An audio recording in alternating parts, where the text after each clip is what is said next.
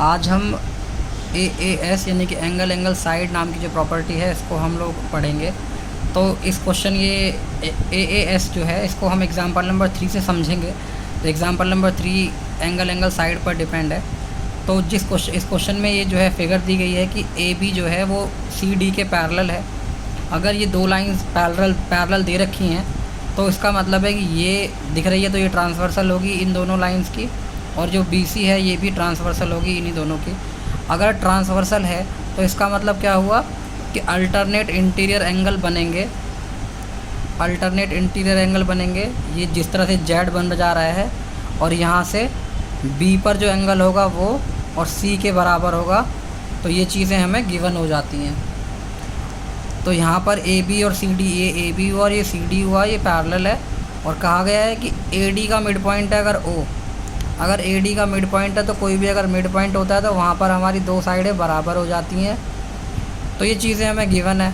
और हमसे फिर क्वेश्चन में पूछा गया है कि ये जो ट्रायंगल है तो ट्रायंगल का नाम किस तरह से लेंगे, ये बड़ा ही इम्पॉर्टेंट रहता है चैप्टर में इस वाले में। तो अगर हम AOB ले रहे हैं तो यहाँ पर हम लोग क्या लेंगे, यहाँ पर हम लोग DOC लेंगे। इन चीज़ों को मैंने एग्ज़ाम्पल नंबर 1 में और एग्ज़ाम्पल नंबर 2 में मैंने बहुत ही ब्रीफली समझाया हुआ है। समझाते दोबारा देखो बताता हूँ। तो हमें ये प्रूव करना है। अब अगर ये प्रूव करना है तो ट्रायंगल कॉन्ग्रुएंट प्रूव करना है। अभी हमें नहीं पता कि कॉन्ग्रुएंट है, तो चलिए लिखते हैं प्रूफ। तो किस तरह से करेंगे, दो ट्रायंगल बन रहे हैं, दो ट्रायंगल हमें दिखाई दे रहे हैं। ट्रायंगल AOB दिखाई दे रहा है और ट्रायंगल DOC दिखाई दे रहा है। यहाँ पर तो नेमिंग क्वेश्चन में ऑलरेडी दे रखी है कि हमें AOB लेना है एंड देन DOC लेना है। तो ये किस तरह से हम लोगों को समझ में आएगा जब कोई भी क्वेश्चन होगा, तो दोबारा से आज बताएंगे। तो हम लेते हैं इन ट्रायंगल, हमारे पास दो ट्रायंगल है, इन ट्रायंगल AOB एंड लगा देंगे क्योंकि हमें नहीं पता कि वो कॉन्ग्रुएंट है। और DOC, दो ट्रायंगल हमारे हो गए। AOB के अंदर DOC वाली चीज़ें जो है वो दोनों ट्रायंगल्स में क्या चीज़ें कॉमन है। तो अगर हम फिर वो चीज़ें बच्चे को समझ में आ जाती है, साफ साफ दिखाई दे रहा है कि AOB और यहाँ पर DOC जो है यहाँ पर बताया गया कि ये दोनों साइडें बराबर हैं। तो साइड हम लिख देंगे, वर्टिकली अपोजिट एंगल बन रहे हैं। यहाँ पर A और D पर एंगल बन रहा है वो बराबर है, और B और C पर जो बन रहा है वो बराबर है। तो ये तो बन गया, पर बच्चे को लास्ट में दिक्कत ये होती है कि एंगल साइड एंगल लग रहा है या एंगल साइड लग रहा है। ये सबसे बड़ा पॉइंट रहता है। तो चलिए शुरुआत करते हैं इन चीज़ों को समझने की। हमारे पास दो ट्रायंगल दे रखे हैं। जब कोई फिगर मिक्स दे रखी हो और पॉसिबल हो, तो फ़िलहाल तो इन क्वेश्चंस में पॉसिबल है तो ये समझाते हैं बड़ी क्लियरली। तो दो ट्रायंगल हमें दे रखे हैं। अब भाई देखो, प्रूव करना है कि कॉन्ग्रुएंट है। कॉन्ग्रुएंट का मतलब होता है कि दो ट्रायंगल सेम एक जैसे। इसका मतलब अब हमें मैटर नहीं करता है कि इनका शेप कैसा है, बस हम दो ट्रायंगल बना लेंगे और हम क्या कहेंगे, O पर एंगल बन रहा है सेम, क्योंकि वर्टिकली अपोजिट एंगल है, आमने सामने है ना, वर्टिकली अपोजिट एंगल है। तो O को हमने ऊपर टॉप पे रखा है। एक कॉमन है O, क्योंकि वो सेम है, बोथ आर सेम, तो करस्पॉन्डिंगली हमें सेम रखना होता है। अगर देखते हैं तो CD और A, ये जो है ये CDA यानी कि एंगल D और ये DAB, ये वाली दोनों एंगल है बराबर है। तो जो चीज़ें बराबर है, A और D बराबर है, तो हम D को यहाँ रखेंगे क्योंकि ये A और D बराबर हैं, A पर और D पर बनने वाले एंगल बराबर हैं। फिर अगर आप देखते हैं तो यहाँ पर दो लाइनें पैरेलल है और ये ट्रांसवर्सल है। तो ट्रांसवर्सल से पैरेलल यानी कि ये एंगल बना, और ट्रांसवर्सल से लेके पैरेलल तक ये एक एंगल बना। तो एंगल B और C दोनों बराबर है, तो C और B हमने यहाँ लिख दिया। तो ये नहीं, सॉरी, B लिखेंगे यहाँ पे और C लिखेंगे यहाँ पे, क्योंकि ट्रायंगल का नाम है AOB। तो ये AOB हमारा आ गया और DOC आ गया। अगर ट्रायंगल को हमने इस ऑर्डर में पढ़ा है, क्लॉकवाइज ऑर्डर में पढ़ा है, तो क्लॉकवाइज ऑर्डर में ही पढ़ेंगे। AOB पढ़ो, DOC पढ़ो, या फिर BOA ये है OBA पढ़ो, चाहे OCD पढ़ो। अब हम जैसे मर्जी पढ़ सकते हैं, क्योंकि सारे के सारे एंगल जो है वो करस्पॉन्डिंगली इक्वल हैं। तो सी पर और बी पर बनने वाले एंगल इक्वल हैं, तो हम यहाँ पर एक डैश एक जो है आर्क टाइप लगा देते हैं। तो अब हमसे ये कहा गया है कि ओ जो था वो ए डी का, दोनों को लेकर दोनों फिगर्स को साथ में लेके चलेंगे। तो ओ जो था वो ए डी का मिड पॉइंट था, तो इसका मतलब अगर ए डी का मिड पॉइंट है ओ, तो ओ ए और ओ डी, तो ओ ए और ओ डी बराबर हो जाएंगे, ये दोनों बराबर है। अब हमसे बस इतना पूछा गया है कि ये ट्रायंगल कॉन्ग्रुएंट है या नहीं, दोनों के दोनों जो इसमें ऊपर नीचे बन रहे हैं। तो यहाँ से देखकर भी हम बता सकते हैं और यहाँ से देखकर भी हम बता सकते हैं। तो हमारे पास यहाँ पर ओ डी और ओ ए दोनों बराबर है। अगर हमने ए ओ बी को लेफ़्ट साइड लिखा है, तो ए ओ बी की हम सारी साइड्स को, एंगल्स को लेफ़्ट साइड लिखेंगे। और राइट में डी ओ सी लिखा है ट्रायंगल, तो अगर हमने साइड लिखी है तो दूसरे वाले ट्रायंगल की ओ डी होगी, डी ओ नहीं लेंगे क्योंकि ओ पहले लिया है, तो ओ से ही डी आएंगे और ओ से ही ए। इससे हमें अभी कोई फ़र्क नहीं पड़ता है, लेंथ तो बराबर है, पर धीरे धीरे आपको समझ में आने लगेगा कि ट्रायंगल की नेमिंग क्यों इम्पॉर्टेंट होती है। और ट्रायंगल की नेमिंग को सही से लेंगे तो ही साइड्स की नेमिंग को हम सही से ले पाएंगे, और वाइस वर्सा है, साइड की नेमिंग को साइड सही से लेंगे तो ट्रायंगल की नेमिंग को भी हम सही से ले सकते हैं। तो ओ ए और ओ डी दोनों के दोनों बराबर हैं। इसके बाद हमारे को दिखाई दे रहा है कि एंगल ए जो है वो एंगल बी के बराबर है। देखो ओ सॉरी करस्पॉन्डिंगली लेना है ना, ए और डी ये दोनों बराबर है, ए और डी बराबर है, इसका ए इसका डी बराबर है, क्योंकि वर्टिकली अपोजिट एंगल बन रहा है। यहाँ ध्यान दो,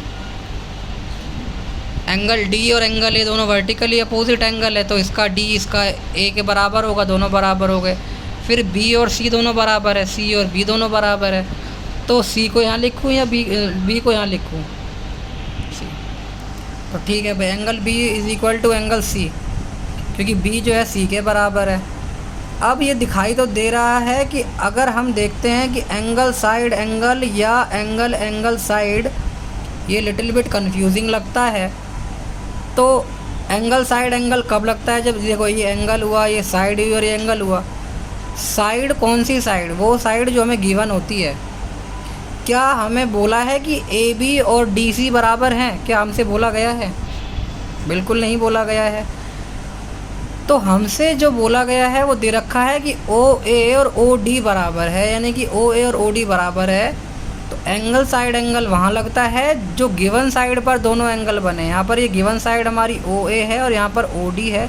तो ओ ए पर सिर्फ एक ही एंगल दे रखा है, दो एंगल नहीं दे रखे। एक साइड पर दोनों एंगल दिए होने चाहिए जो साइड गिवन होगी। तो ओ ए साइड गिवन है तो इस पर दो एंगल नहीं बन रहे हैं। इसी तरह से ओ डी जो साइड गिवन है उस पर दो एंगल नहीं बन रहे हैं। इसलिए ये चीज़ आपकी कट हो जाती है कि एंगल साइड एंगल नहीं लगेगा। तो आपको ये जानने को भी मिला कि कौन सी प्रॉपर्टी लग रही है और कौन सी नहीं। तो एंगल साइड एंगल ही लगेगा फिर, क्योंकि ये साइड अगर ये प्रॉपर्टी नहीं लग रही है और दो एंगल दे रखे हैं तो हमारी एंगल एंगल साइड लग जाती है। अब एंगल एंगल साइड कब लगती है? एंगल एंगल साइड तब लगती है जब वो दोनों एंगल गिवन साइड पर ना दे रखे हों। और एंगल साइड एंगल तब लगती है जब वो दोनों एंगल इस गिवन साइड पर अगर सपोज होते, जैसे यहाँ और यहाँ पर अगर एंगल होते तो हमारा एंगल साइड एंगल लग जाता। और गिवन साइड पर अगर नहीं दे रखे हैं दोनों एंगल तो एंगल एंगल साइड लग जाता है। That's it. तो इतना था इन दोनों प्रॉपर्टीज़ में, बहुत ही सिंपल है, तो इतना कोई ज़्यादा कंफ्यूजिंग नहीं है। तो इसके बिहाफ पर हमने देखो अब साइड पहले लिख दिया तो कोई मैटर नहीं करता है। बस ये समझना ज़्यादा ज़रूरी है कि अगर ये दे रखे हैं दो एंगल और एक साइड दे रखी है तो ये आप समझ सकते हैं यहाँ से। तो जी आगे अब लिख देते हैं कि इन इस क्राइटेरिया से कि यहाँ पर एक हमारे पास साइड हो गई है, एक एंगल हो गया है और एक और एंगल हो गया है। तो ये तो हमारे को गिवन था, ये भी गिवन ही हो गया क्योंकि ये वर्टिकली अपोजिट एंगल हो गए, क्योंकि because A B is parallel to C D and A D is transversal, A B is parallel to C D and C B is transversal. तो वर्टिकली अपोजिट एंगल ये sorry कौन से बन जाते हैं? अल्टरनेट इंटीरियर एंगल बन जाते हैं। Alternate interior angle. तो अब एंगल एंगल और साइड ये समझा चुके हैं, कोई मैटर नहीं करता है। चाहे तो इसको हम यहाँ से हटा के यहाँ लिख सकते हैं, कोई प्रॉब्लम नहीं है। ये समझा दिया है, दोबारा से रिवाइंड करके देख सकते हो। तो ट्रायंगल जो है एंगल साइड से ट्रायंगल जो AOB है वो कॉन्ग्रुएंट हो जाता है DOC के। अब भाई जब दोनों ट्रायंगल कॉन्ग्रुएंट हो जाते हैं, जब ये दोनों ट्रायंगल कॉन्ग्रुएंट हो गए तो A पर बनने वाला एंगल D के बराबर है, B पर बनने वाला C के बराबर है, एंगल O पर बनने वाला एंगल देखो यहाँ पर ऊपर और यहाँ पर नीचे वो दोनों बराबर हैं, क्योंकि वर्टिकली अपोजिट देख ही सकते हैं दोनों बराबर है। उसके बाद एंगल बराबर हो जाते हैं तो कॉन्ग्रुएंट ट्रायंगल की साइड भी बराबर हो जाती हैं। OA जो है OD के बराबर दे ही रखा है, क्योंकि कॉन्ग्रुएंट हो गया तो AB जो है वो DC के बराबर होगा और OB जो है वो OC के बराबर होगा। तो क्वेश्चन में हमसे क्या मांगा गया है? क्वेश्चन में हमसे ये प्रूव एक और अब सेकेंड पार्ट, ये फर्स्ट पार्ट था, सेकेंड पार्ट में हमसे ये पूछा गया है कि जो BC का मिड पॉइंट O है ये भी हमें प्रूव करना है। भाई देखो यहाँ पर अगर हम देखते हैं तो BO और CO दोनों बराबर है।